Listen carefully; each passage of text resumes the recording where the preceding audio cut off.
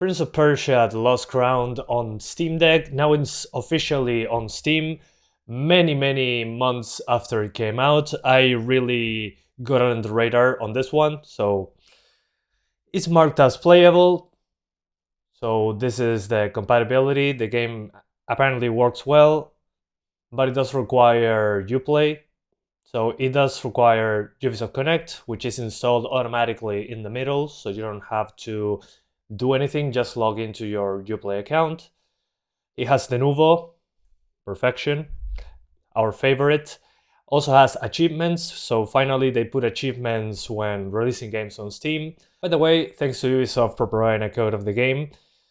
So basically the difference here is that you have achievements on Steam, but you still have to go through Ubisoft Connect to launch the game. It's like a minimalistic version, but still. The thing that I like is that there's a developer comment, so Ubisoft acknowledged the first launch info. So you launch the game, you log into your Uplay account, it goes through a Ubisoft Connect thing. If you happen to have this game on Uplay, I have a guide on how to install Uplay on the deck in the description, but I think this is a very dumb decision, or at least you have achievements, I guess. So now in the options menu, one bad news. The bad news is that you don't have 16:10, it's only 16:9.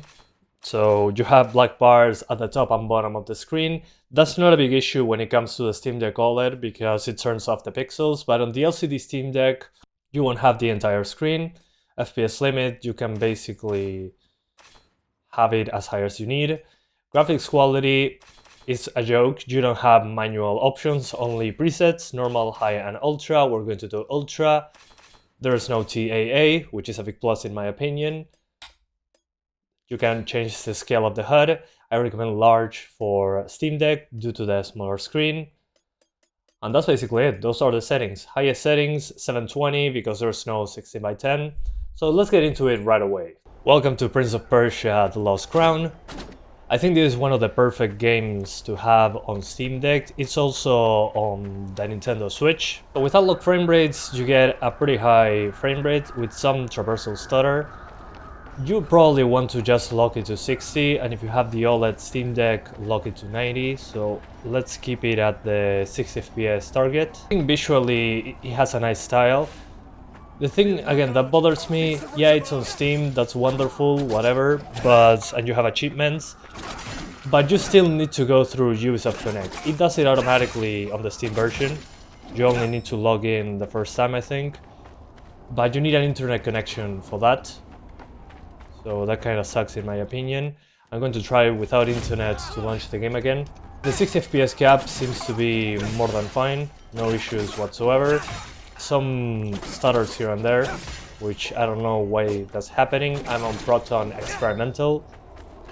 But this is a lightweight game, just meant to be for portable systems, I guess. I think it's 4K 120 on the current gen consoles, which is nice to see 120 on consoles. This is badass. I usually don't like side-scrolling games, and I was expecting to see the prince, not his bodyguard.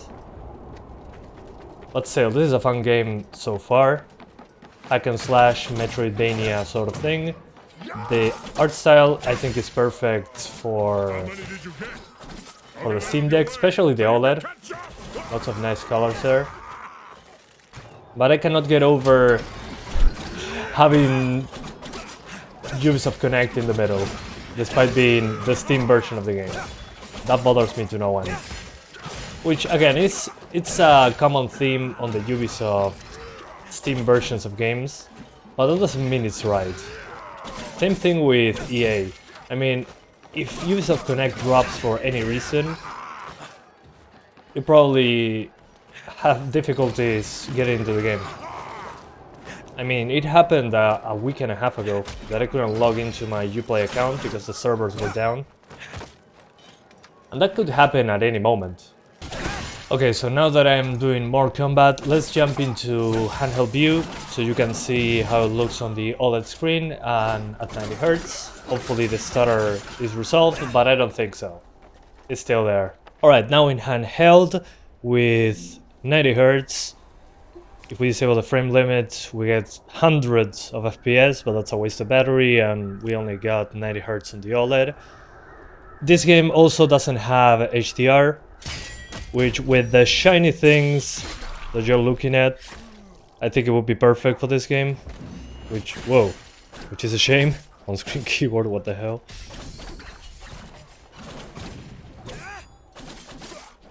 So yeah, with 90 Hz, we're getting basically 2.5 hours of battery. If you're at 63 or more, basically 3.5 or more, that 30 FPS difference really does help. But again, I like the art style, I like how the colors look on the OLED screen. It bothers me that there is black bars at the top and bottom of the screen, because they could easily have added 1280 by 800. I mean, 16 by 10 has been an aspect ratio that existed since forever. Before 16 by 9, I think, was common. So, in my opinion, that sucks, because it would be nice to use the entire screen without having to stretch it out or cut the FOV using the zoom in feature. So yeah, I mean, that bothers me to no end. Again, if you are using an OLED like I'm doing right now, shouldn't be much of a problem, just due to the fact that when pixels are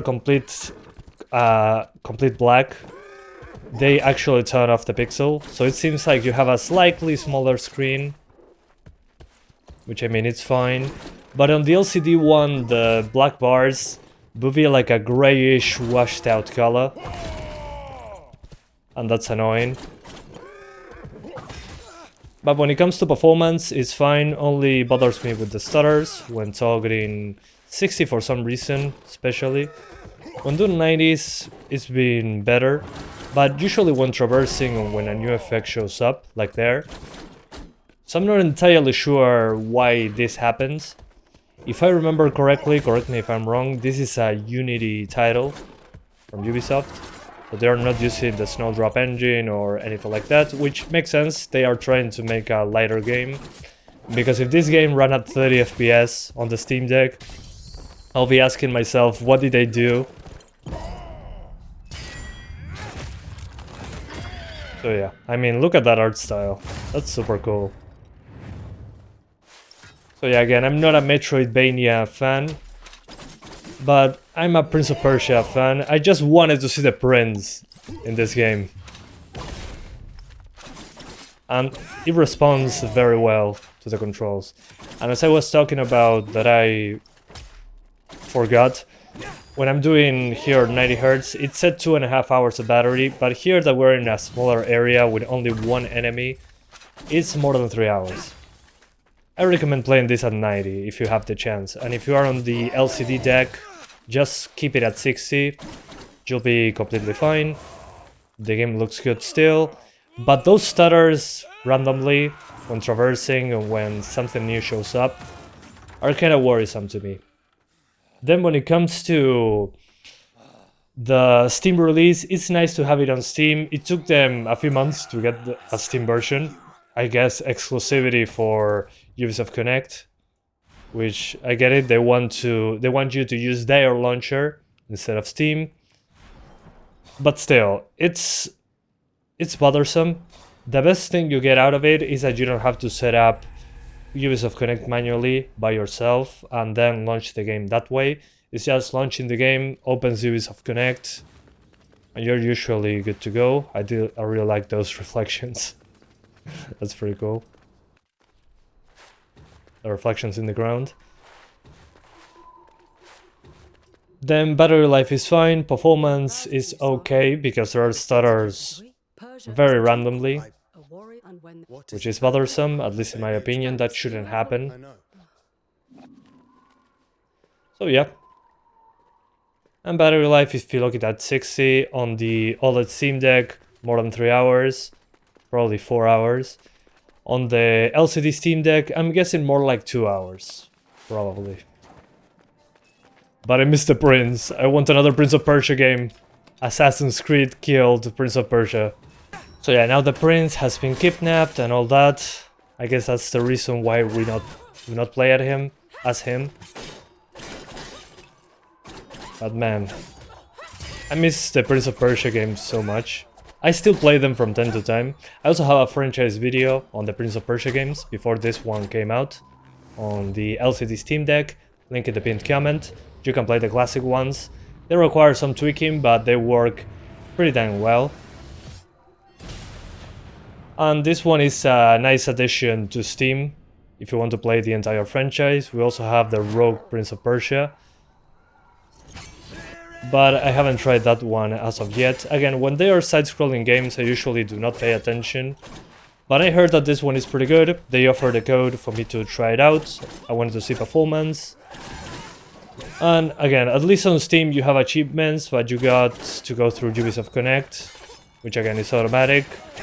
And there's also the Nuvo DRM as an extra. Maybe it's the Nuvo implementation, who knows. At this point, I don't trust them. And I'm probably going to be doing the Rogue Prince of Persia very soon. But as of right now, that's the state of Prince of Persia The Lost Crown on the Steam Deck. I think it looks fantastic on the OLED screen especially. I wish it had HDR as an option, especially because we had very shiny effects on screen. I think that would have been a perfect addition. And also, what the hell, no 16x10? Ubisoft, we're in 2024, what the hell? 16x10 has been here forever. So, thank you guys so much for watching. I hope you enjoyed it as much as I did getting this to be tested on the deck. And I'll see you guys next time. Bye guys, thanks for watching.